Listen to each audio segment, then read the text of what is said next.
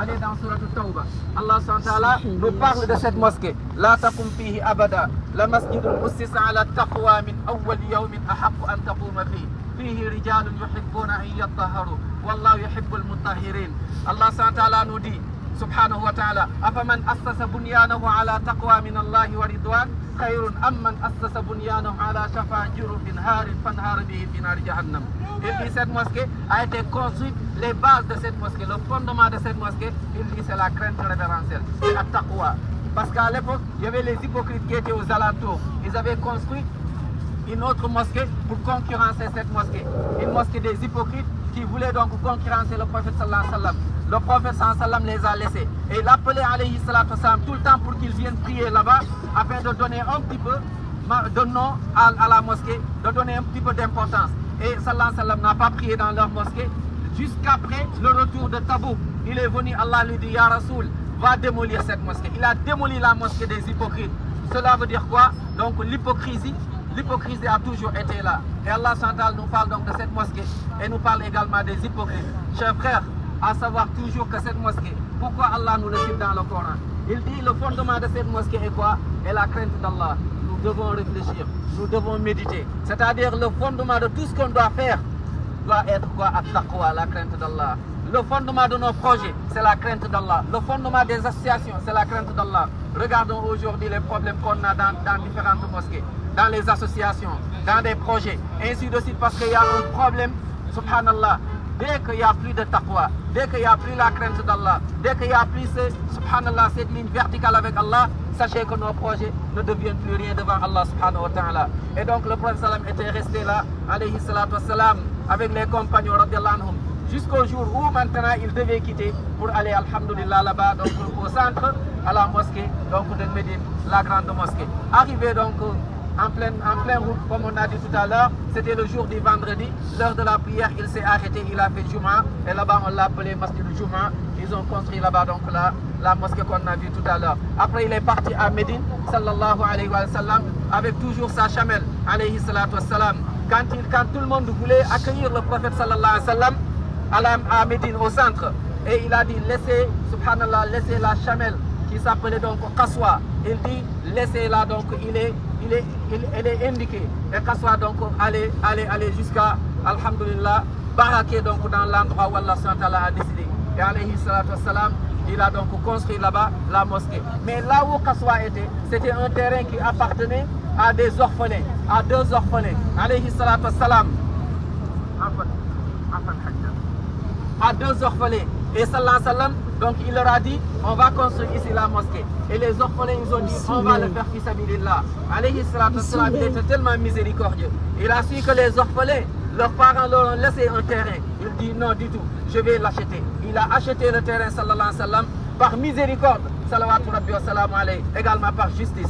Et là-bas donc, il a construit la mosquée. Et la première chose qu'il a fait de là-bas, il a, mashallah, après avoir construit la mosquée, il a tissé, il a uni les compagnons, radiallahu anhum, il a tissé la fraternité entre eux, sallallahu alayhi wa sallam. Et parmi les choses qu'on apprend ici, chers frères, la mosquée, ce n'est pas seulement le bâtiment. Pourquoi? Jusqu'à combien il y a de millions de personnes qui viennent ici? Allah seul sait. Regardez combien il y a de personnes, combien il y a de milliers de personnes avec des contrées différentes, avec des nationalités différentes, avec des pays différents. Subhanallah, ils se rencontrent tous ici parce que cette mosquée a été construite par la crainte d'Allah subhanahu wa ta'ala. Tout ce qui se fait par Allah va rester dans le temps, va rester inshallah ta'ala. Mais tout ce qui n'est pas fait pour Allah subhanahu wa ta'ala va se démolir. Et donc cette mosquée, là, ça nous montre aussi quoi? Le dernier point, c'est que la mosquée a une mission. La mosquée, ce n'est pas seulement rentrer, prier et on ferme la mosquée. Comme malheureusement, beaucoup de nos mosquées aujourd'hui, on rentre, on prie et tout le monde part. La mosquée, c'est à la mosquée que le prophète sallam avait éduqué les compagnons. Abu Bakr Siddiq, Omar, Othman et les femmes également. Aïcha, Mashallah, Sulaym et Mashallah, Nasiba. On va voir ces compagnons, ces femmes et hommes pendant même le djihad. Donc la mosquée, parmi ses rôles, c'est quoi? C'est d'éduquer. Parmi le rôle de la mosquée, c'est donc de préparer les générations. Malheureusement, nos mosquées aujourd'hui, subhanallah, c'est prier et après on part. Et aujourd'hui, les mosquées, il y a la fraternité, le rôle de la mosquée. C'est qu'on reste des frères. On ne s'aime pas par couleur, on ne s'aime pas par la langue, on ne s'aime pas par des pays, mais on s'aime pour Allah subhanahu wa ta'ala parce que innamal mu'minuna ikhwatun fa aslihu bayna akhawaykum. On est tous des musulmans. On est tous des musulmans. Le meilleur parmi vous, c'est celui qui se rapproche le plus davantage d'Allah subhanahu wa ta'ala. Inna akramakum indallahi atqakum. Donc Quba est là, c'est au moment de méditer, savoir donc la crainte d'Allah, c'est la base donc de cet endroit, Inch'Allah. Quand on quitte ici, que chacun essaye de revoir donc sa relation avec Allah, la crainte qu'il a, et je finis avec Ali ibn Abi Talib, un des dieux qui disait la crainte d'Allah. C'est quoi la crainte d'Allah? Ils l'ont résumé en disant c'est le fait de faire ce qu'Allah veut et le prophète sallam et de laisser ce qu'Allah et le prophète sallam ont interdit. Et ils l'ont résumé en 4 points. La crainte révérentielle c'est quoi? At-taqwa al-khawf min al-jalil, at-taqwa al-amal bil-tanzil, at-taqwa al-qana'at bil-qalil, at-taqwa al-isti'dad lil-yawm ar-rahim. La crainte d'Allah c'est quoi? C'est le fait de craindre Allah subhanahu wa ta'ala, se rappeler tout le temps de lui. Al-khawf min al-jalil. At-taqwa c'est quoi? Wal-amal bil-tanzil, ce qu'Allah nous recommande, on le fait. Ce qui nous était on délaisse alayhi salatu wassalam. Troisième point, at-taqwa c'est al-qana'at bil-qalil. Le peu que tu as, tu remercies Allah subhanahu wa ta'ala et tu arrêtes de te plaindre. Dis Alhamdulillah. Tu as ce que des millions de gens n'ont pas. Regardez ce qu'on a, combien il y a de gens qui aimeraient être là.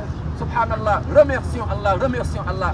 Et at-taqwa, le dernier, c'est quoi? Al-isti'dad lil-yawm ar-rahim. Préparer le retour, le voyage sans retour. Le jour où on dira Inna lillah wa inna ilayhi raji'un. Et là, c'est fini. Il n'y a plus d'argent, il n'y a plus rien du tout. La seule chose que la personne voudra là-bas, c'est une bonne action. Subhanallah. Hatta idha jaa ahadahum al-maut qala rabbi irji'uni la'alli a'malu salihan fima tarak. Allah, faites-moi revenir juste pour avoir une bonne action, une seule. Et là, on a l'occasion d'avoir des milliers, des millions, voire des milliards de bonnes actions. Donc, on va aller chercher, Inch'Allah, mais on va les garder aussi. Bismillah, il ne faut pas les perdre.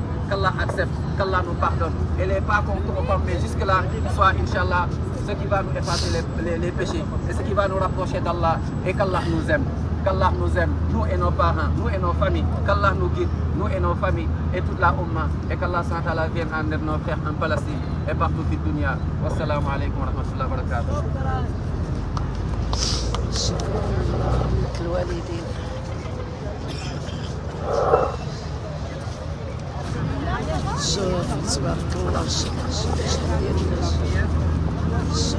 On va faire 2 rakats.